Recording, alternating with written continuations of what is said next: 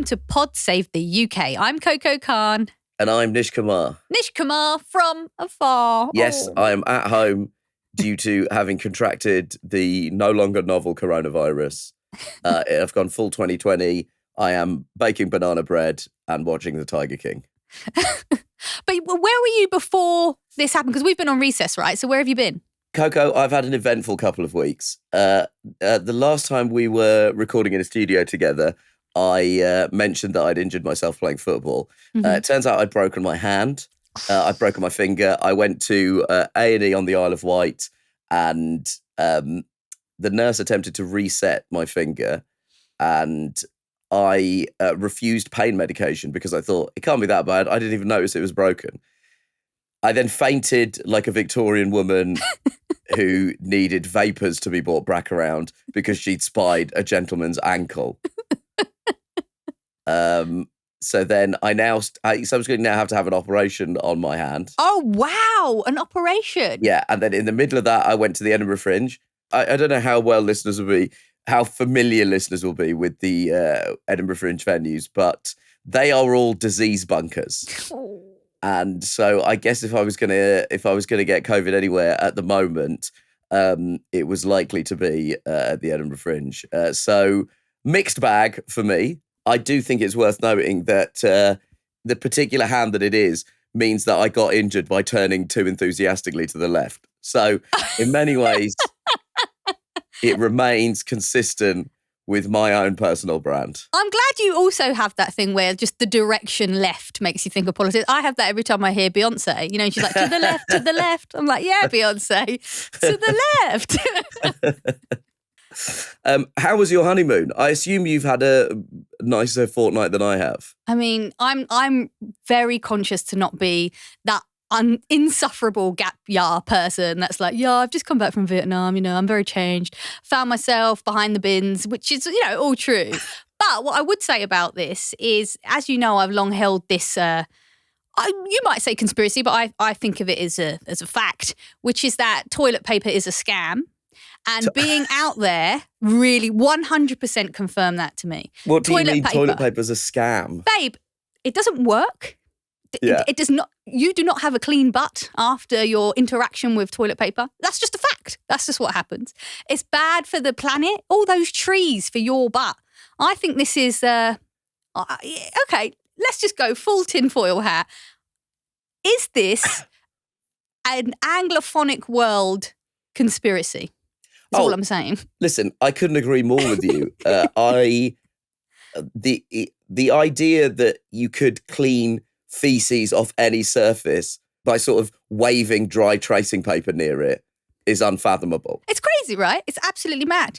You have to get water involved. I think there's this kind of, again, like, you know, English speaking sort of snootiness about it, about like, you know, people in far off places that are backwards. But I mean, you know, Italians do it, the French do it, loads of people do it. We're the outliers in Britain. We're the weird ones for not doing it. I have a surprisingly long routine in my most recent touring show about this exact subject. Really? And it's a nation of people with unclean arses queuing at the post office. But also, if you've ever been on a Japanese toilet, you'll know those things are the future. Yeah. Like you can basically call in a drone strike on your own arsehole. Like it's unbelievable. What I want is a Japanese toilet, but I don't have one yet. But that's my long-term goal. Well, I tried to, I mean, this is the most local conversation I think we've ever had on this podcast. But I tried to speak to a plumber about it, and he was like, "Oh, I can't do that, love, can't do that. It's against building regs." In what way is a clean butt against building regs? That is, do you know, we always talk about like small p politics on this podcast. Yeah. That, my friend, that's the political, sign me up for that. Clean butts, that's what I want. Why is this the only thing you thought about when you went to Vietnam, Coco? I thought about other things. I mean, it was a genuinely very profound experience. What else happened? We've pretty much run out of our allotted time for pre-politics personal life conversation. And we spent most of it talking about my broken hand and your spotless backside. This is what the people sign up for. But, you know, the honeymoon was great. We went to 6 different destinations in 2 weeks, so it was quite full on. I thought of you, actually, because I went to the war museum, and it was horrifying to see all these artifacts of a very, very brutal war. And I had a little cry in the stairwell because I was so sad that humans could do that to each other. And then afterwards I was like, why would you go to a war museum on your honeymoon? Who does that? And I thought, Nish would do that. 100%. 100%.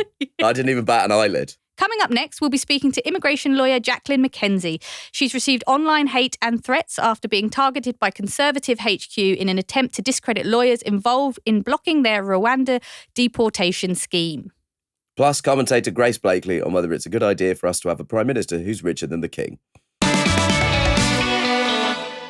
So while we were away on our holidays, the government staged its Small Boats Week, a very confusing term, I must confess. I normally hear about, organised weeks as a way to, increase acceptance, awareness, National Adoption Week, Pizza Week. I'm not really sure what Small Boats Week was about, but maybe Xenophobia Week wasn't available just by virtue of it being every single week. But nonetheless, it was a disaster. The boats kept coming with tragic results. Migrants lost their lives in both the Mediterranean and then in the Channel. And the boats still kept coming. 500 people arrived on one day alone. Meanwhile, the Bibi Stockholm barge, the government's answer to housing asylum seekers, turned into a farce. The first asylum seekers went on board, then had to leave because Legionella bacteria had been discovered. And the Conservative Party's rhetoric reached new depths. I mean, in fairness, every time we think we've reached the bottom of this thing, they somehow find new ways to excavate even further depths of morality and basic decency. Lee Anderson, who's the deputy chairman of the party and sort of twat without portfolio, seemingly, told The Express that the asylum seekers should fuck off back to France if they didn't want to be housed on a barge. He was backed by various Tory cabinet members, including Justice Secretary Alex Chalk and Immigration Minister Robert Jenrick. The MP for Ashfield then told his fellow GB News presenter Nigel Farage that he has no regrets over his language. It makes me sick to the pit of my stomach when these lefty lawyers, the charities, the human rights campaigners saying it's not good enough. And like I say, if it's not good enough, then it should go back to France. In stronger words. Meanwhile, the MP, Diane Abbott, who's currently suspended by the Labour Party, had to quickly delete a responding tweet that referenced the dead asylum seekers. Why? Because what's better than a single standard? A double standard. Suella Braverman has been waging war on what she's called crooked lawyers, announcing a task force to look at dodgy immigration lawyers. That seems to be going hand in hand with a wider campaign to bully and discredit legitimate lawyers working on behalf of asylum seekers and charities who have been challenging government policy in the courts. Deportation flights to Rwanda have been suspended since June last year, with the Supreme Court due to rule on whether the flights are lawful in the autumn. Jacqueline McKenzie is a partner and head of immigration and asylum law at the firm Lee Day. She spent much of her career working on behalf of victims of the Windrush scandal, but she's also been the target of a smear campaign by Conservative Party HQ. They sent out an inaccurate briefing about her work to the right-wing press, and it described her as a senior Labour advisor and a lefty lawyer blocking Rwanda deportations. This week, a group of 100 prominent black and brown women issued a letter of support. It called out Conservative governments for willfully empowering a vicious right-wing mob to spew violence against a black woman. Thank you so much for joining us, Jacqueline. What have these past weeks been like for you?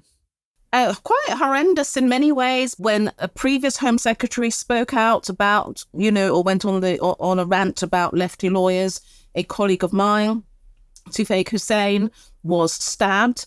There is a murder trial, an attempted murder trial rather, pending next April. So we can't say anything more about that. But, the government is aware that, they are putting people at risk. So obviously I've had to take measures because we know that there is intelligence about potential risk. And so, it's made my life very, very difficult, where I go at the moment, things that I've had to do to my house, the patterns of work. I mean, that may go on for years. It may go on for the rest of my life. So that it's a life-changing moment in a very, very serious way for me, my colleagues, and also for my family.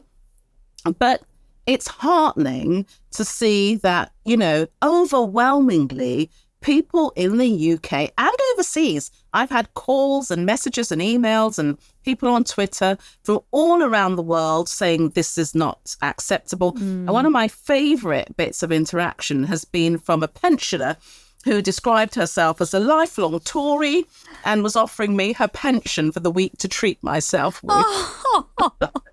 That is so beautiful in what is genuinely quite a horrific story. Yes, it's not how horrific. you expect our political system to be behaving. Can I just ask you, when did you first realise that your name had been included? Well, on Saturday morning, I just noticed that 2 journalists had followed me on Twitter. One was from the Mail, one was from the Sun. And I thought, oh, hold on a moment here, something's brewing. And they want my opinion on something. That was my first thought. And then I got a text from the Telegraph. I text back and I said, well, send me an email. Tell me what's going on. What's this all about?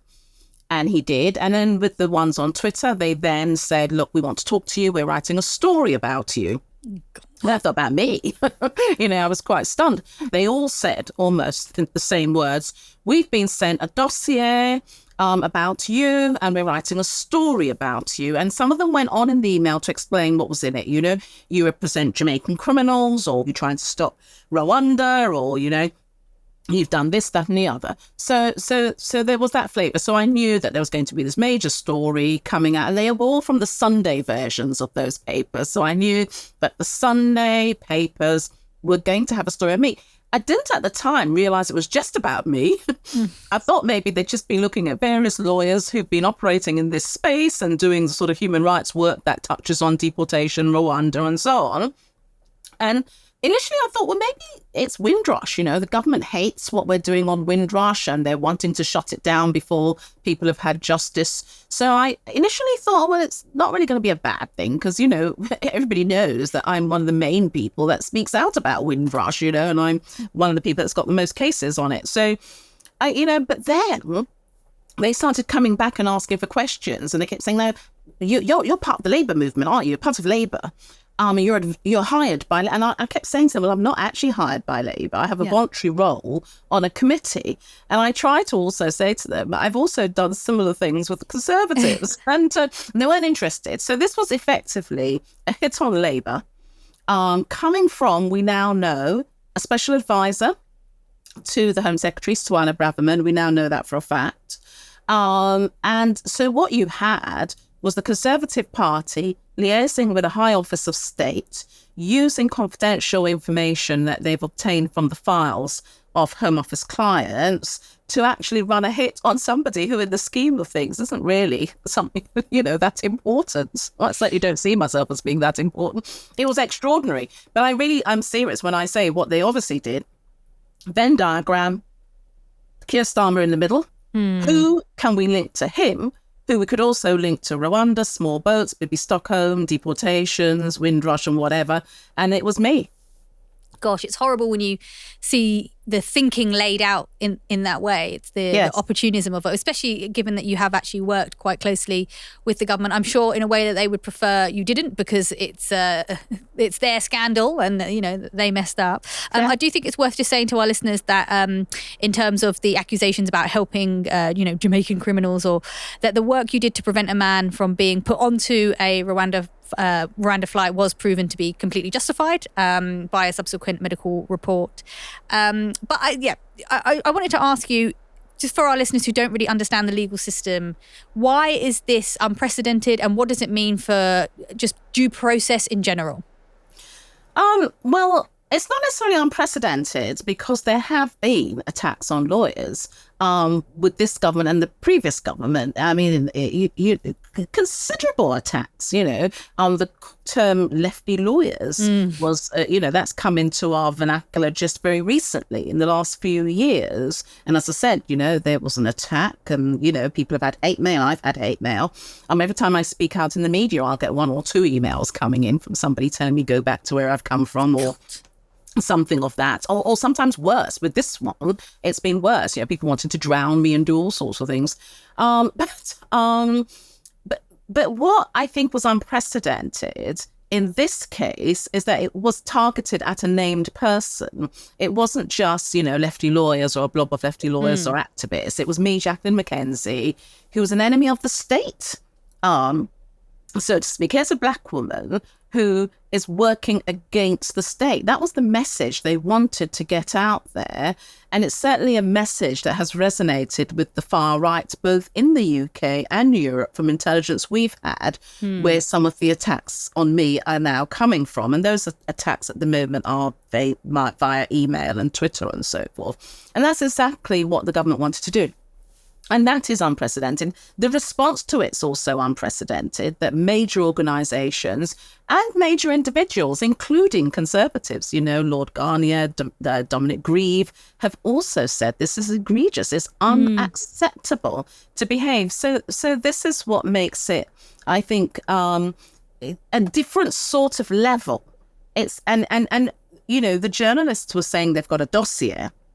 And the briefing on me is 4 pages. It's this. I know this is a podcast, but you can see it anyway. Yeah. There's 4 pages of script. This is what was sent. And, there's my picture in it as well in the dossier. My goodness me. And so that was what was sent. And it went right back to the 1980s, where I'd belonged to a sort of Caribbean sort of, well, they called it Marxist, but it was a sort of social democratic group. It went right back to there. It looked at speeches I'd made, tweets, where I'd said anything anti-government and that sort of thing. And what they were effectively trying to do was to get me into trouble with compliance, with the Law Society, because am I a campaigner or am I a lawyer? Which hat am I really wearing? To out me as a sort of anti-British values type of person, and present me as somebody who's frustrating the Home Office's plans to remove people to Rwanda, to deport people to other countries, to stop the small boats from coming, to prevent people from going on board the Bibi Stockholm barge, all of that. And what was interesting about the timing of it, they timed it to come out the same week that they had this big story about these 3 immigration firms who were caught saying to people, we can help you doctor your evidence. So, firms which have been involved in what appears, I don't know the full evidence or know the firms. One of them I know of, I don't know them well, but there was this expose, and they appear to have been caught on camera, charging asylum seekers £10,000 in order to help them present a narrative to the Home Office to get not something we agree with at all, not something we will ever do. But what they did was to launch that story and the one about me at the same time. And one of the journals actually had the stories on the same pages. So some of the hate mail that I've received have posited me in that story, when you're corrupt and you're coaching people to, I hardly do any asylum claims. In fact, I've got one at the moment, but I'm coaching asylum seekers to rig the system. It's and quite that's what the interesting. government wanted. Yeah, like I said earlier, you could see the thinking, and they sort of laid the groundwork with the lefty lawyers expose, and then they sort of go for. I mean, this is not probably that relevant, but I did law A-level. I once had a dream of being a lawyer, and I remember at the time my sort of teachers being like, the legal profession is dominated by Oxbridge graduates. It's actually quite posh, and it's actually quite white, and it's quite right wing. So I was like, oh, lefty lawyers, what? Everybody who's had any proximity would say actually it's kind of the other way around. Well, it's a shame that they put you off in that way, because you'd have made a great lefty lawyer, I'm sure. Thank a great you. lawyer. I know. I mean, that's what they do to all of us. I mean, I was told, you'll never make it. So, we get that, don't we? So, Jacqueline, I want to read to you the Conservative Party statement about this. I'm sure you've come across it, but I'd just love to get your response. A Conservative Party spokesperson said, the idea that lawyers should be exempt from criticism is incompatible with a free society. The Lord Chief Justice, the head of the judiciary in England and Wales, has himself voiced concerns that a minority of lawyers have engaged in vexatious representations and abusive late legal challenges to frustrate removals. What do you think about that? Well, all of that may well be the case. I am sure, as in all professions, there are people who don't play by the book. And across the legal profession, not just in immigration and human rights, there may well be lawyers who chance it. I'm certainly not one of those. And by producing that statement, it's almost as though they're trying to make it sound as though I'm one of those. If there was a single case that they could find where there was evidence, and remember, this is the state. They have access to everything, don't they? If they could have found a case that I had brought that I shouldn't have brought, or a case where I had coached somebody when I shouldn't have done, or if I had done anything wrong or corrupt, because I play by the book, that would have been the story. But when you look at the story, it's my one chap who we stopped from going to Rwanda, who a Home Office doctor in an immigration detention centre said had signs of being a victim of torture, mentally and physically. And that's why we took the case. He was one of the 7 men shackled, ready to go to Rwanda. You know, that was the worst case they could find because his index offence was a kidnap. I am not saying for 1 minute that this is a nice man, but he was here as a child. He's our criminal. He's done his time. He's entitled. There is a right of appeal against deportation. And that's what he was doing. He was exercising it. He cannot do that himself. He needs a lawyer. That was my case. And what they failed to also tell you in that case, this is a man who's just had damages from the Home Office because of something that happened to him. Wow. So, you know, so they don't tell you the full story. So do you think there's an element of vengeance here, that the government know exactly who you are? It's not just about lefty lawyers, but also they know who you are and your victories against them, and they're out for blood.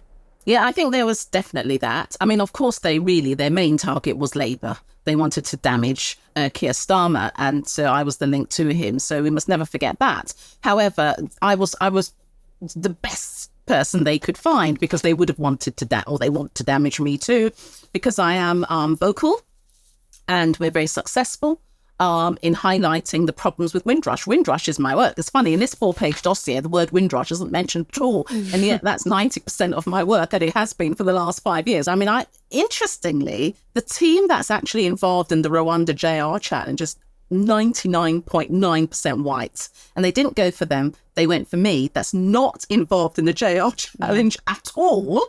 So I think it really was an opportunity to silence me. Who is this uppity black woman who dares speak out?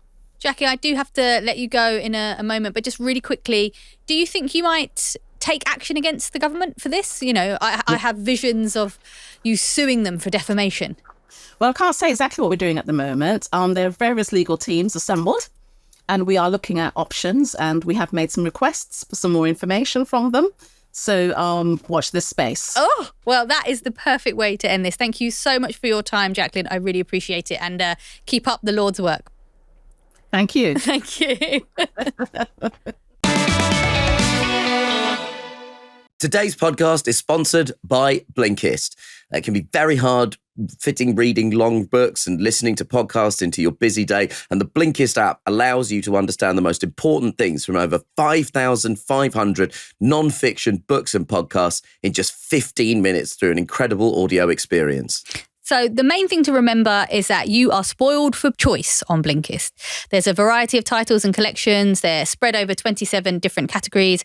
I recently downloaded The Body Keeps the Score, and it's really stayed with me. And actually, it's generated a new love for reading that I'm probably going to go pick up the actual copy. So think of Blinkist as your complimentary guide through the best books out there. And now, with the Blinkist Connect feature, premium users are able to share their account with another person of their choice. You essentially get 2 premium accounts for the price of 1. Right now, Blinkist has a special offer just for our audience. Go to Blinkist.com/PSUK to start your 7-day free trial and get 45% off a Blinkist premium membership. That's Blinkist, spelled BLINKIST.com/PSUK to get 45% off and a free 7-day trial. Blinkist.com/PSUK. So joining us in the studio now is Grace Blakeley. She's an economics and political commentator, a writer at Tribune magazine, and an author of several books. And I just learned now, a keen surfer. Yeah. That is something that I picked up whilst I was away for the last 9 months, just kind of chilling and ignoring everything that was going on here and being on the beach and surfing. Quite badly, but still. Also developing biceps. Actually, genuinely, yes. Like, it's amazing, how good exercise is, and also how good it is to feel strong. Oh. Like now I go to the gym and I do like weights and like strength training and I'm like, I feel like such a badass. I love it. It's like everyone I know that's been surfing has come back sort of talking about like how beautiful it is to the great outdoors, you know, the strength, the connection to the waves. But I just look at it and I'm like, she's going to die, mate. Yeah, it's pretty scary sometimes, genuinely. There is a company in Australia that I believe has probably had to change its key slogan. The slogan was, if we can teach a dog to surf, we can teach you. And due to an incident that happened 20 years ago, that company now legally cannot be trading under that slogan. Hilarious. Is that because it was too hard to train a dog? No, it's. I thought I'd made my implication clear, Coco. It was because it was too hard to train me.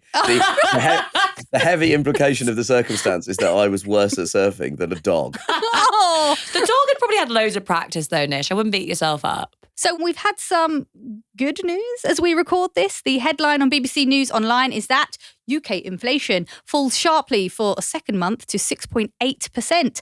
Prime Minister Rishi Sunak says the figures show that the government's plans are working somehow.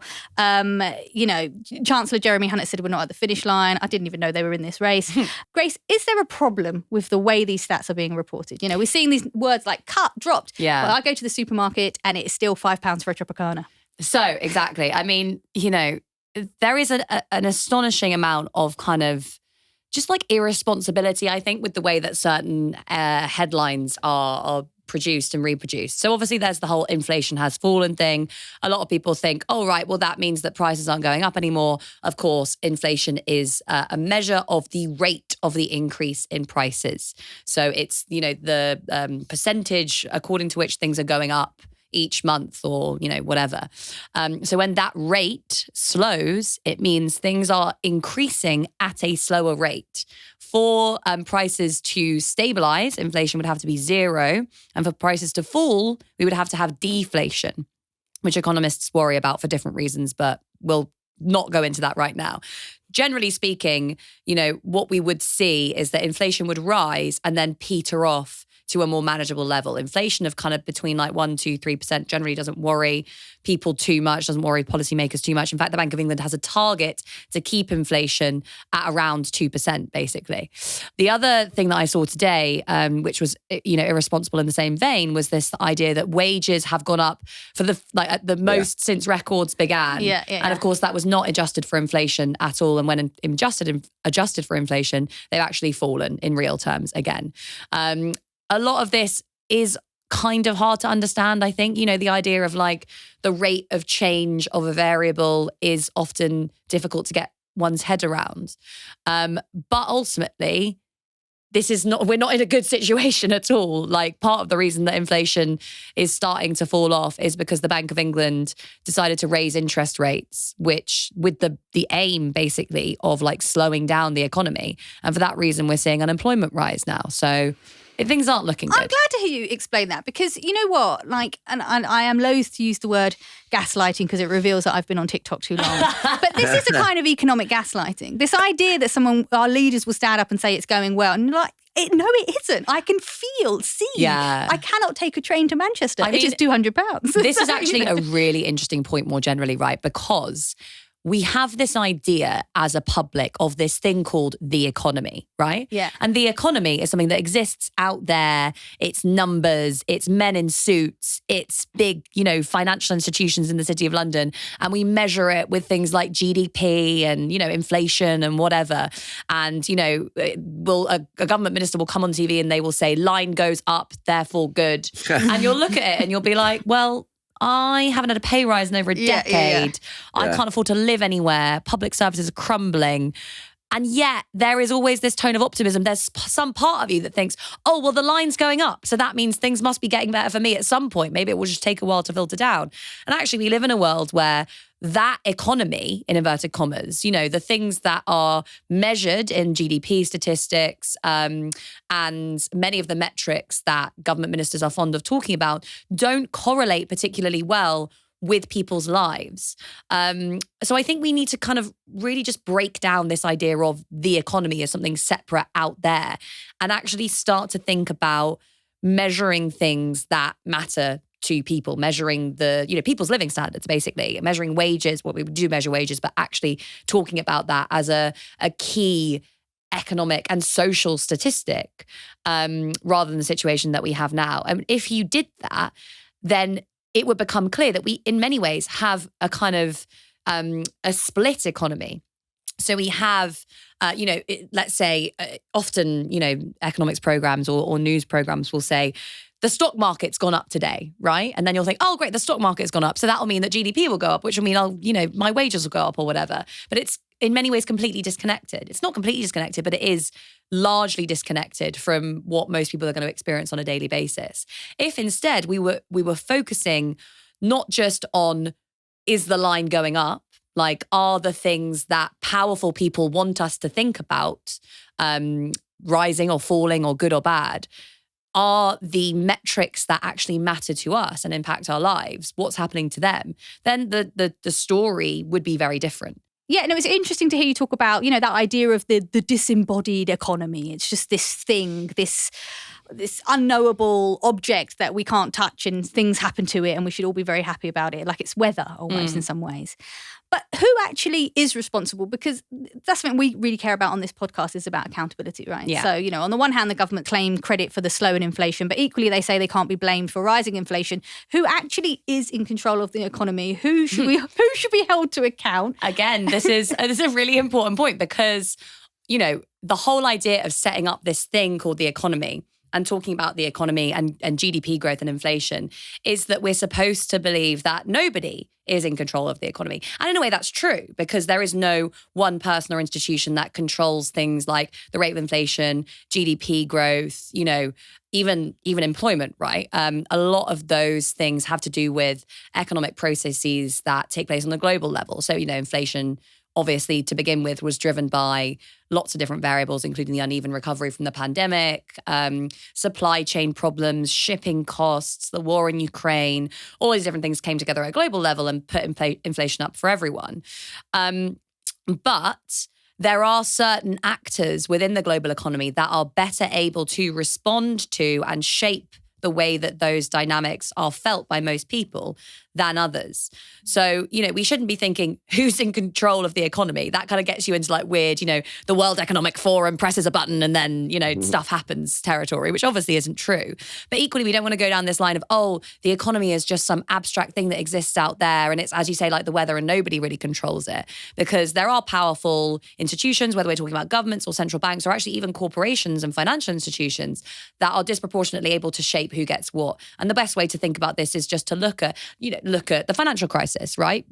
We got, like the average person got hit with austerity, maybe lost their jobs, saw their wages go down, public services decimated, massive banks got bailed out and insulated from the consequences of their actions. That's a big economic shock, but it affected different people differently based on their proximity to the powerful, right? It was the same with the cost of living crisis.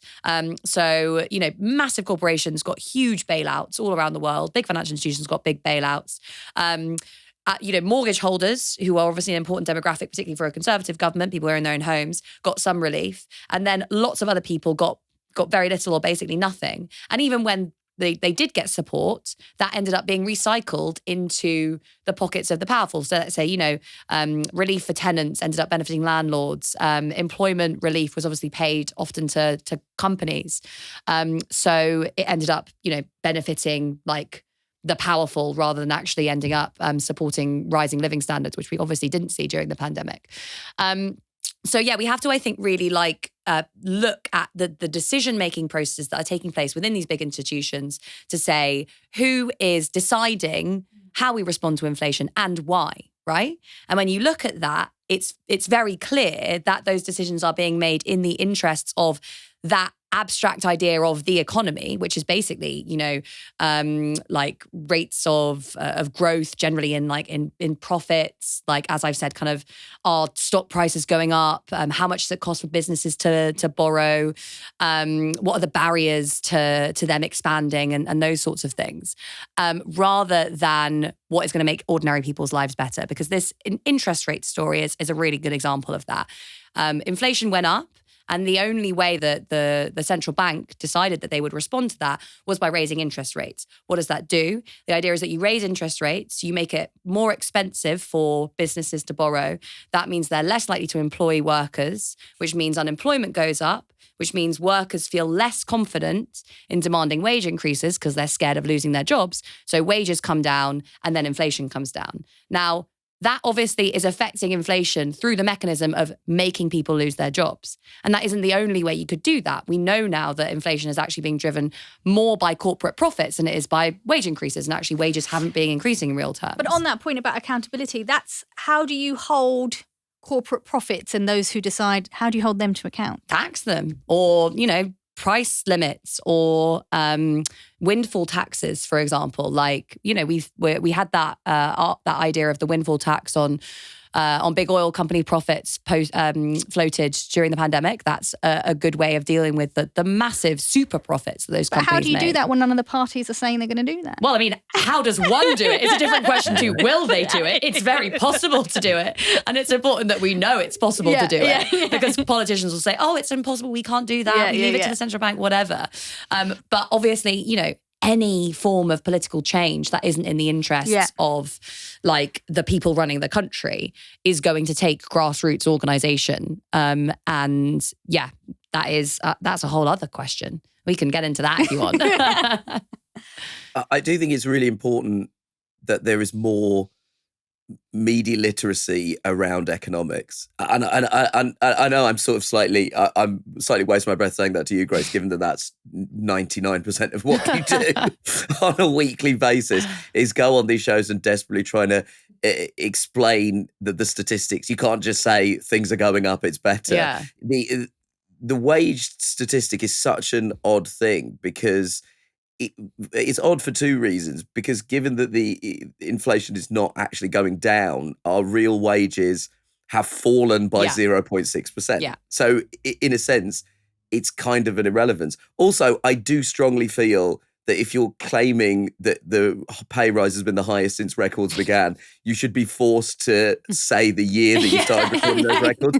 And in this case, it is 2001. And I don't think you can talk about historic wage rises if your history only goes back to the year Destiny's Child released Survivor. I think there's so many important pieces of information. So with that in mind, and with us having somebody on the show that understands the information behind these statistics and their real world ramifications, do you see any meaningful light at the end of the tunnel in terms of the cost of living crisis? Does any of this, Rishi Sunak is obviously going to want to say that this shows that their situation is working. We know that the man's talking bollocks. Does any of this translate to real world benefits for ordinary people? I think it comes back to what I was saying about interest rates, because part of the reason that we've brought inflation down. So inflation was initially caused by all of these, big global macroeconomic factors that I've spoken about. And then it becomes embedded for one of two reasons, basically. Either because workers say, right, we want wage increases in line with inflation, and bosses give them wage increases in line with inflation. That has not happened this time. It only ever happens when you've got really strong bargaining power and there are unions that are able to say, we demand this from bosses. And we don't have that at the moment. Unions have been kind of decimated and are only just beginning to make their way back.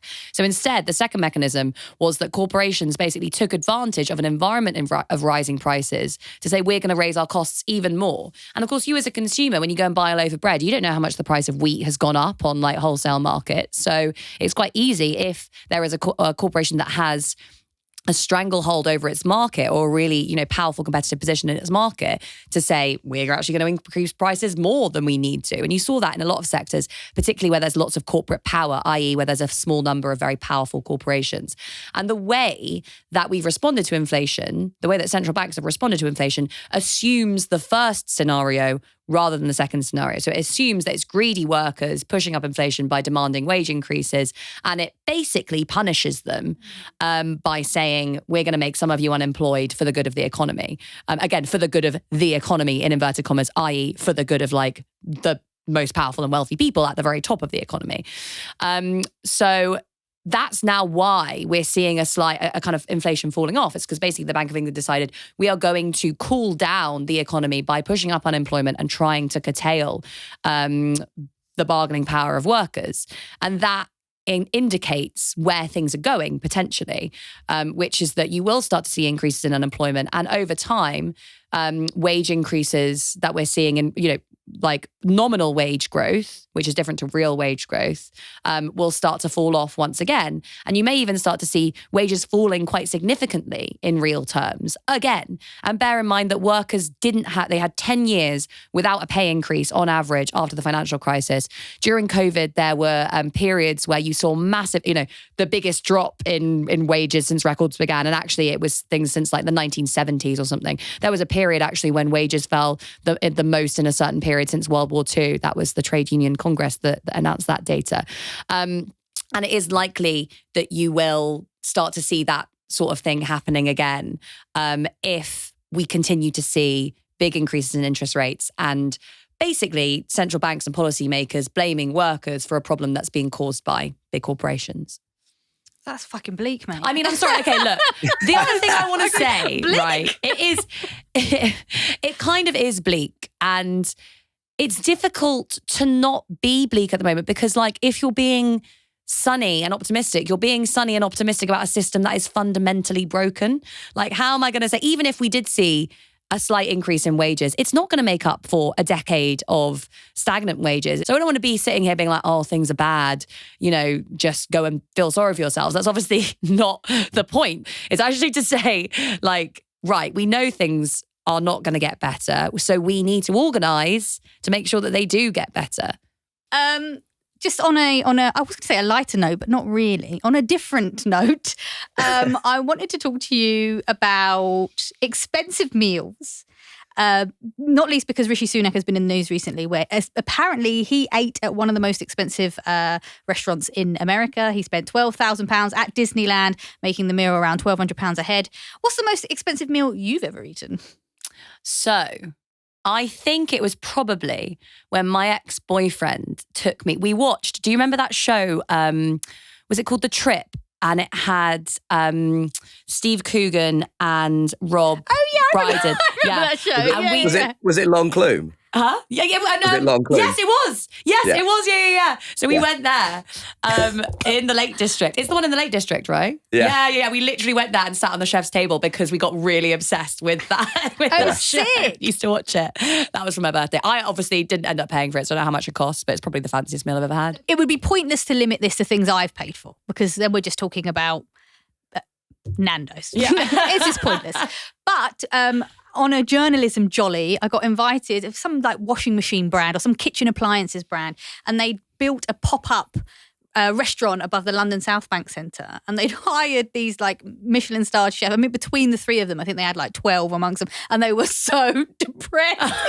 And it was like a chef's table with beautiful views over the Thames and stuff. Wow. But I remember thinking, it's true that money can't buy you happiness because these guys You're look fucking miserable. Hilarious. Nish, come on. Well, I mean, given the fact that I was able to identify the restaurant Grace ate at, based on I think it's fair to say I've eaten at some fancy. The most expensive meal I've had was from Noma in Copenhagen. Oh, wow, you've done the Noma thing. Is that like the best restaurant in the world? Apparently, Yeah. I think according to some metrics, it was And an the bear. incredible meal. Really? Yes, yeah, it is. I think it's actually shutting now, but it was. It was a pretty incredible meal. I think it costs, and it's quite weird because you sort of pay in two increments, so you sort of have to pay half of it up front and then you pay when you get there. But I think it's around 600 quid. Oh my God. Oh, Bloody actually, I hell. remembered Yeah. another one. I got taken to Paul Bocuse in France. That was £300. Again, Wow. didn't pay. Yeah. But yeah, Yeah. as you know, I've seen this story about Rishi Sunak. He's had a family holiday in California. They've gone to Disneyland. They've enjoyed a meal at a very expensive Disneyland restaurant called 21 Royale. It cost about £12,000 in sort of roughly that, £1,200 a head, and has been called America's most expensive dining experience. So we know that Rishi is rich. We know that. It's easy to forget how rich, though. He's richer than the monarch. If you mention this, it makes you sound like you're engaging in politics of envy. Why does it matter? It's his private money. Shouldn't he be allowed to spend it as he wants? But I'd be interested to hear from both of you. Like, does it matter, this disconnect? I think it matters that anyone is that rich. Like, I don't think anyone should be able to have that much more money than the average person. Like, it should be corrected through the tax system. And goodness knows that Rishi and his family have had a certain amount of issues with the tax man. So yeah, I mean, I don't think anyone should be that wealthy. I don't think we should have multi-millionaires, and certainly not billionaires.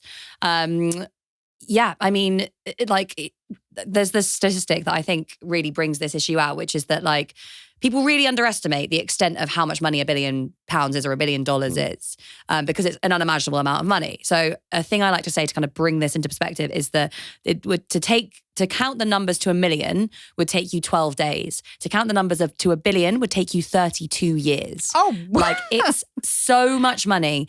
And the thing with that amount of money is that money and power and influence at a certain level become fungible is the word that is coming into my mind, but I know that is not a word that most people are familiar with. They become like, you can swap one for the other, basically. Yeah. They kind of become interchangeable. That's a better word. Yeah, it basically means that you can kind of pay for influence, right? And that could be paying for influence in the form of being able to pay someone to do things for you, which is like on the most benign level. It's like you're literally, paying for someone to come in and like provide for all of your earthly needs in your household or whatever, all the way through to like paying people off or like, buying your way into certain institutions or currying favor with certain people. And I think that's the real perspective that we need to have when we're looking at it. It's that like, wealth and power are in our society to a certain extent interchangeable. You can swap one for the other. And so we shouldn't have someone so much more wealthy than the average person, because we shouldn't have someone with so much more power than the average person. Well, obviously what you said, Grace, is correct. There's a wider socioeconomic question about how much wealth is simply too much wealth. But I also just think, I do think it matters for him politically, because I think he has told people that they need to tough it out. Yeah. Essentially, that was the phrase that was being bandied around, tough it out. And that he was on the radio urging people to extend their mortgages by 10 or 15 years in order to make ends meet. And equally, in the last couple of weeks, there has been a slight usage of his family as a kind of political prop. I'm thinking specifically of him tweeting about, and I actually will confess, I'd never seen a picture of his kids before, because also, why would you? They're young children. But the only reason I've seen a picture of his kids is because he tweeted a picture of his wife and children coming out of the Barbie film. And it clearly feels like a political tactic to push him as a father and a husband more to the forefront. I also don't want to get too specific on this because I would be breaking confidences, but he has been offered as a guest to parenting podcasts. I'm saying no more than that, again, for the sake of breaking confidences. But so there's clearly a push in the Conservative Party to have him be seen as a family man. And I don't think, I think in that situation, if you kind of open yourself up to that, it's probably not something he wants to do, really, because his family situation is so far removed from the rest of the country, which matters if what he's telling the rest of the country is that they just need to knuckle down and eat their least favourite child. I was not prepared for the end of that sentence. Before we go, Grace, thank you so much for joining us. And in recognition of our gratitude to you, we're going to bestow a very special honour on you. You're the first guest we've ever asked to nominate the PSUK Hero and Villain of the Week. I am so honoured, guys. Thank you so much. Okay, so I've picked my villain. Okay. My villain. And I'd like to premise this, by the way, by saying that I analyse capitalism as a social structure where it creates incentives for people to behave in certain ways that they wouldn't in other places. And I don't like to individualise problems and just call people heroes and villains. Yeah. But in this one context, I will say my villain for the week is the CEO of ExxonMobil, Darren Woods. And the reason for this is that we've seen now that ExxonMobil made record profits last year. It's one of the few big fossil fuel companies that actually said, we're not even going to try and diversify away from just fossil fuels. We're going to stick with it. And to add insult to injury, ExxonMobil is being sued in a number of different parts of the US because there's evidence that its scientists knew about the impact of burning fossil fuels on the climate as far back as the 1970s. They had internal reports that suggested climate breakdown was going to happen. And instead of actually raising the alarm, they cut funding for their research team and took all that money and channeled it into climate denialism. So they're a really bad company. Yeah, there's a old movie called The Insider, which is about the heads of tobacco companies who were found that they knew how addictive cigarettes were for years and years, and they'd stood up. I hope to God there's some sort of equivalent for that with climate change, because it just seemed like an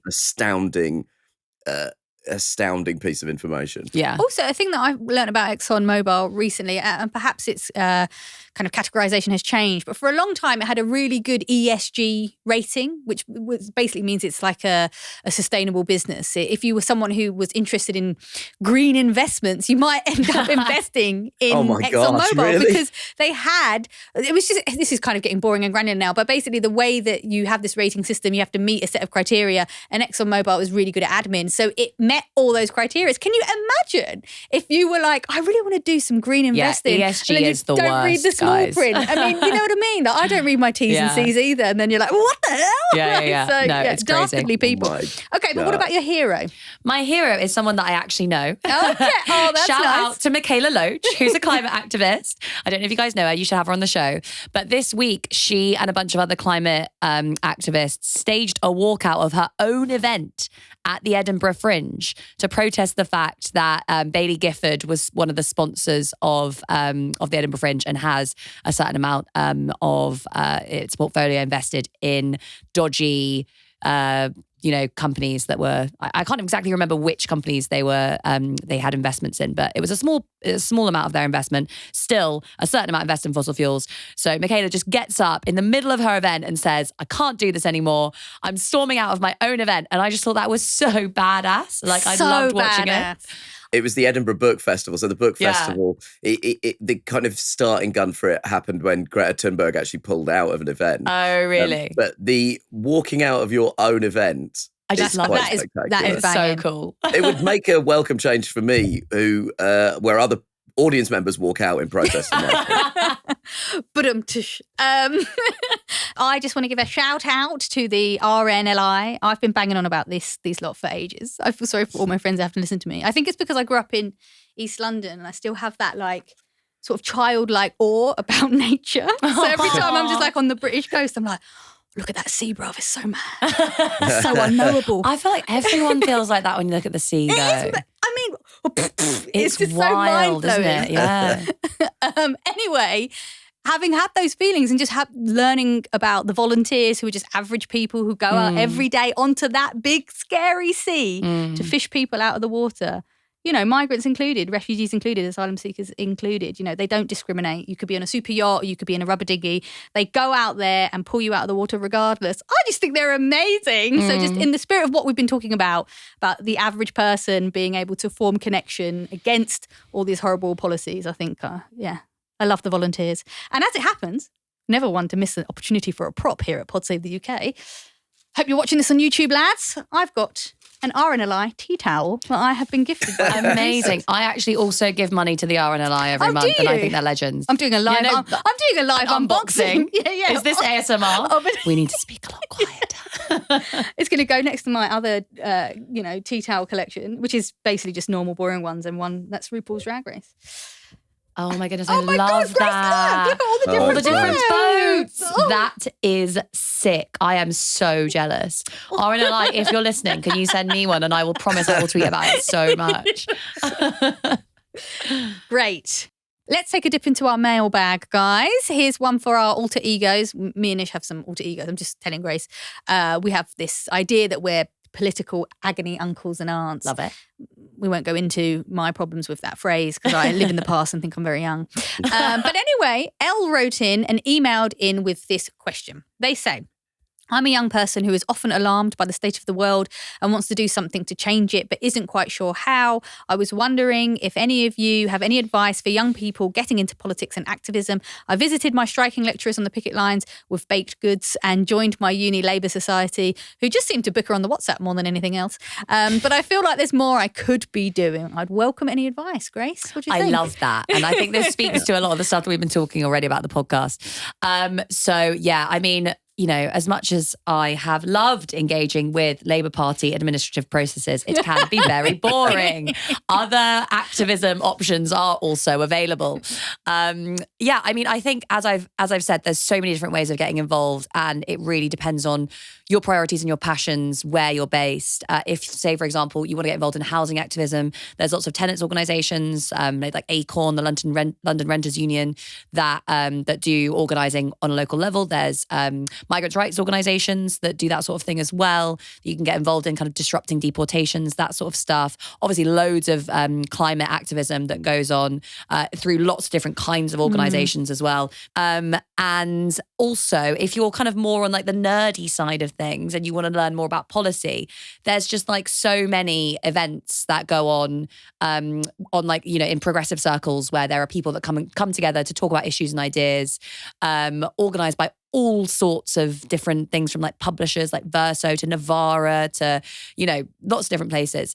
And for me, I found that as a really great way when I was first starting out of just like getting involved in organizations that were doing lots of different stuff and meeting people, having conversations, and then there'll be kind of organic stuff that happens where they like come to this, go to that. I think it's really just about dipping your toe in that community. And it is a community of like activism and organizing. And things just tend to kind of snowball. The first thing though is, as we've said, is just getting out of the house, getting involved with stuff and realizing that you're not actually on your own. Yeah, that sounds amazing. Do you think they need a DJ or? Probably, possibly. I'm suggesting myself. Are you basically. a DJ? Well, I like to spin. That's sick. Oh, she tries. Okay, well, I'm actually not very good at all. I don't. Also, firstly, don't say that, because that's what women say about everything. When we're like, "Oh, I do this thing," I'm terrible at it. But yeah, I'll throw your name in the ring if I hear of any DJ spots going. Cute. Remember, Chapati Smith. That's the name. Okay, great. Okay, great. Love it. We have another question here, don't we, Nish? Yeah, we got another question from Max, who says, "Hi all, I love the podcast and I was hoping maybe you could help me out. I live in Weymouth, which is essentially attached to Portland where the barge is. Is there anything I can do to help the people on board, seeing as it's within walking distance for me? Also, as a local, I'm in plenty of community groups for the area on Facebook, and this barge has brought out some of the most racist, vile shit in these groups. I'm wondering if you think it's worth engaging these people and pointing out where they are wrong, or is it pointless?" He's also just quickly added, "My boring real name is Max, but my online moniker in most places is Rancid Nut. I understand if you read this out and exclude that bit. Cheers, guys." Grace, we should say we've got quite fixated because people can comment in via YouTube. They forget that they're not giving us our real name. And so we often get people's YouTube names. Love that. Chicken Nug Nugs is the leader so far. Amazing. But yeah, there's a constant thing going. But look, I don't know what the value is in arguing with people on Facebook. Oh no, yeah, not on Facebook. I think that is maybe not the best use of your time. But Stand Up to Racism Dorset has formed a specific offshoot group called the Portland Global Friendship Group, who are seeking to provide aid like toiletry packs, maps of the local area, and a communal helpline for asylum seekers if they want to engage with the community. And you can contact Stand Up to Racism Dorset. They've got a Facebook page, which is facebook.com/SUTR Dorset. And their email address is sutrDorset@gmail.com. Amazing. Great. Well, lots of you enjoyed our bonus episode with the fabulous equality campaigner Gina Martin. That went out last week while we were away. Both Joe Clark and Heidi called Gina a proper hero, while lots of you on TikTok have been trying to guess the name of the politician who she said patted her on the head. So Simon said, well, Jacob Rees-Mogg, you know, he sounds like someone who would be that patronising. Kieran Kinsella replied to say, well, I feel like if he ever touches a poor person, he'd melt. So that's just to say, if you missed the episode with Gina Martin, you can find it on our feed. And also, we don't know who the politician is. No, we don't. She didn't tell us. So we're as happy to be part of the baseless speculation. Amazing. A couple of our international listeners have been in touch about a chat we had about whether school kids signing each other's shirts at the end of the school year was something that happened in other countries as well. @Mob Mortimer on Twitter said, reporting from Melbourne, signing shirts is a thing down here too. I'm still calling it Twitter. I can't bring myself to say on X. I can't believe we live in a world in which the word Twitter is the less stupid of two options. And in the YouTube comments, someone called CBP&D has said, writing on a white shirt is not something I've seen. In the US at the end of school, we get yearbooks. Do y'all do yearbooks in the UK? And we know they're American because the y'all was not me editorializing. That's in the text. Photos of the school year, all the students and clubs and teams as such. We usually get the last day for signing the blank pages in the back of each other's yearbooks. The one I always laugh about is people too lazy to write have a great summer, so they just write HAGS. It's lazy and makes you wonder if they're insulting you. I think you do need to say that spells hags. It spells hags, yeah. I mean, we're sort of, I think due to the sort of cultural monolith of American high school films as a genre, we're all pretty aware outside of America of the yearbook thing. Yeah. But did either of you have yearbooks? We got No. yearbooks at university. Did you Actually, sign I each other's? probably shouldn't say that because mine had some really horrendous stuff in there. Really? Yeah. Like what? Can you I tell hope us? that they're not generally accessible. Oh, God. When you say horrible stuff, you mean like the photos looked silly because we all look silly Like at that age? the things that we wrote about each other were perhaps bringing up some events that had happened over the course of our 3 years at university that are not safe for work What are or we talking public about? consumption. Is it like, Nat's got herpes? Like that level of kind of urban... No, it's more things that really did happen that are not safe for work. Okay, well, I think we We all had fun at uni, guys. Yeah, Come on. We all did. We are not here to defame, just to speculate. If you want to speculate about the things that I did at uni that are not safe for work, please feel free to do so. You can get in touch with us by emailing psuk@reducedlistening.co.uk. We love your messages. We love voice messages. We like hearing your voices. You hear ours. Only seems fair. If you'd like to do that, the number is 07514 644 572. Internationally, that's +44 7514 644 572. If you're new to the show, remember to hit follow on your app and you'll get every new episode every week. And finally, the British Podcast Awards has a public vote, which is the listener's choice. And if you'd like to vote for us, it's free and easy to do. Just go to britishpodcastawards.com/voting if you want to do that. I feel embarrassed about asking people to do that. So just if you don't want to do it, don't do it. This is why normally I don't read this section of the show. I love the idea of you running for office and being like, please vote for me or don't, whatever. I don't care either way. You guys suck. I like the emo flourish at the end. Like, I hate you anyway. You don't understand me now. I think it's on the list of reasons why I should never run for office. And that list is long. And involves some photographs of the things I did at university. I'd still vote for you, mate. Thank you so much, Grace Blakeley. Thank you so much, Thanks Grace for Blakeley. having me, guys. Absolute it was legend. a pleasure. Thank you. Also, because Nish wasn't in the studio, so I would have been very Billy No Mates. Yeah. And now I've got a mate. I felt like I've replaced him. Are you feeling threatened, Nish? You feeling threatened? Thanks so much for hanging out with us. Please join us again. I'd love to. Pod Save the UK is a reduced listening production for Crooked Media. Thanks to senior producer Musty Aziz and digital producer Alex Bishop. Additional production assistance was by Annie Keatsthorpe. Video editing was by David Kaplowitz and the music is by Vasilis Fotopoulos. Thanks to our engineer, David Dargahi. The executive producers are Louise Cotton, Dan Jackson, Madeline Herringer, and thanks to Crooked Media producer Ari Schwartz. Watch us on the Pod Save the World YouTube channel. Follow us on Twitter and TikTok, where we're at Pod Save the UK, or Pod Save the UK on Instagram. And hit subscribe for new shows on Thursdays on Spotify, Amazon, or Apple, or wherever you get your podcasts. And shout out to the novel coronavirus.